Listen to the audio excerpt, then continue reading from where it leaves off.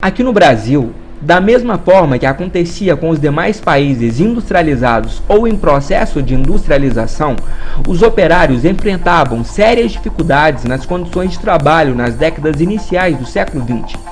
Não existiam leis trabalhistas, as jornadas de trabalho chegavam a durar 14 horas por dia, a exploração do trabalho infantil e feminino era constante, os salários eram extremamente baixos e os acidentes e mutilações eram frequentes. Por todas essas razões, as lutas dos operários pela conquista de direitos sociais ocorriam em todas as regiões industrializadas do mundo.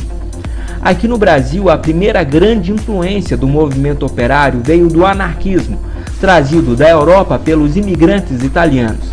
Dessa forma, toda a aprendizagem que os operários italianos adquiriram no solo europeu foi colocada em prática aqui no Brasil, que estava acelerando cada vez mais o seu processo de industrialização. Os anarquistas foram os organizadores e líderes da famosa Greve Geral de 1917, ocorrida em São Paulo.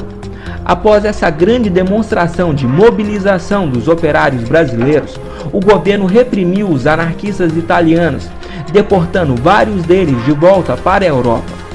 Em 1917, ocorreu a Revolução Russa, e a partir desse momento o anarquismo entrou em declínio e o socialismo passou a ser a principal influência do movimento operário brasileiro.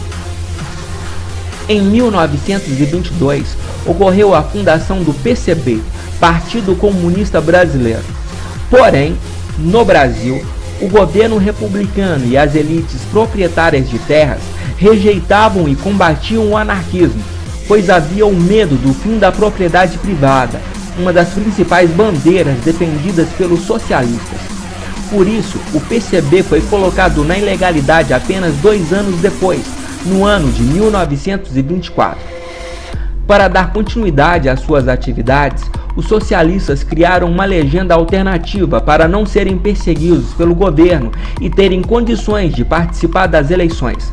Essa legenda era o BOC, Bloco Operário Camponês. Assim como acontecia com os sertanejos no meio rural, os trabalhadores das cidades também foram tratados com intensa violência durante suas manifestações.